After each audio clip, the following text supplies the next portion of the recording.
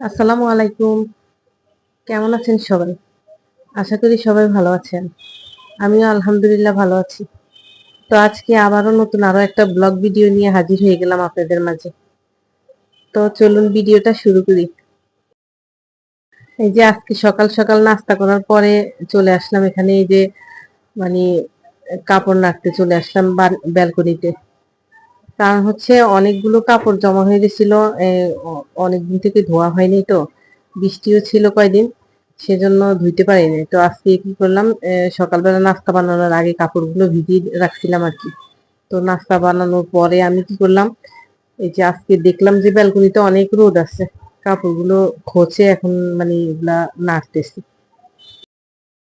আমার ব্যালকনিতে আসলে সবসময় রোদ থাকে, যদি বৃষ্টি না থাকে আর কি, তাহলে সবসময় রোদ থাকে। আর দক্ষিণ দিকের ফ্ল্যাট তো আমার, তার কারণে ওই যে শীতের সময় যেমন রোদ থাকে, আবার গরমের সময় বাতাসও থাকে। দক্ষিণ দিকের ফ্ল্যাট গুলা সুবিধা হয়েছে এটাই। আর সবচেয়ে বড় কথা হচ্ছে উপরে আহ, চারতলা, পাঁচতলা, ছয়তলা এইসব এইদিকে আর কি বেশি পাওয়া যায়, বাতাস বেশি পাওয়া যায় উপরে থাকলে। আবার সমস্যাও আছে, দেখা যায় যে নিচে নামতে কষ্ট হয় লিফট না থাকলে আর কি। আমাদের বাসায় অবশ্যই লিফট নাই, তো উঠানামা করতে আর কি বেশি কষ্ট হয়। কিন্তু এমনিতে উপরে থাকার সুবিধা এটাই, বাতাস পাওয়া যায়, রোদ পাওয়া যায়, এটাই আর কি। আর হচ্ছে আমার মানে বাসার পাশে খালি জায়গা, দোতলা বিল্ডিং এর উপরে আর নাই, তখন আমার যে ফ্ল্যাটের এই পাশের অংশটা আর কি খোলামেলা অনেক বেশি। তার কারণে এই বাসাটার মধ্যে অনেক বছর থেকে থাকতেছি, ছাড়ার কথা মনে হইলে আহ, ইচ্ছে করে না ছাড়তে। কারণ হচ্ছে আলো বাতাস যেরকম সুবিধা আছে, এই জন্য আর কি আমি ছাড়তে চাচ্ছি না, রাস্তার পাশেও বাসা। এই তো তারপরে আর কি এই যে বাসার টুকটাক কাজকর্ম করে আমি একটু বাজারে গেছিলাম আর কি।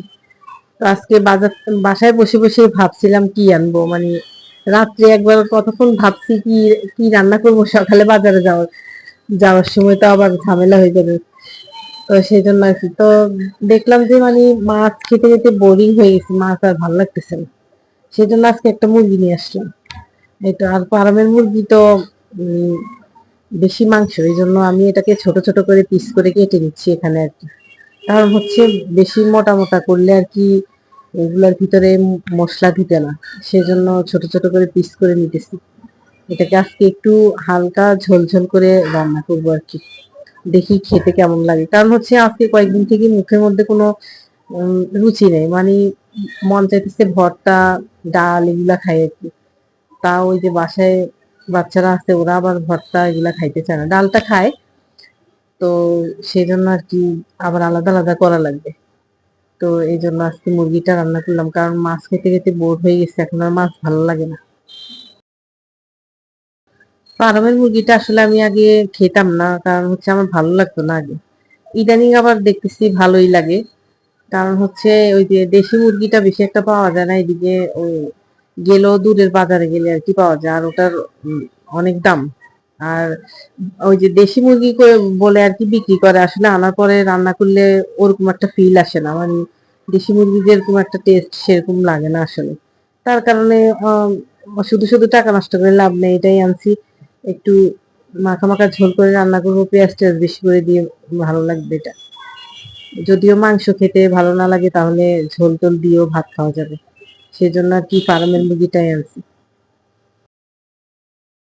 এই তো এইদিকে আমি মুরগিটা আর কি ধুই টুই রেডি করে রাখছি, আর সাথে এই যে এখানে আমার বিড়ালের জন্য মাছ আনছি, তো সেটাও কেটে কুটে নিচ্ছি। তারপরে আর কি আমি রান্নার জন্য রেডি হব। তো আমার ভিডিওটা যদি আপনাদের কাছে ভালো লাগে, তাহলে প্লিজ লাইক কমেন্টস, আর যদি নতুন হয়ে থাকেন তাহলে সাবস্ক্রাইব করে দিবেন। তো দেখা হবে নেক্সট কোনো ভিডিওতে। ততদিন পর্যন্ত আপনারা সবাই ভালো থাকবেন, সুস্থ থাকবেন। আল্লাহ হাফিজ।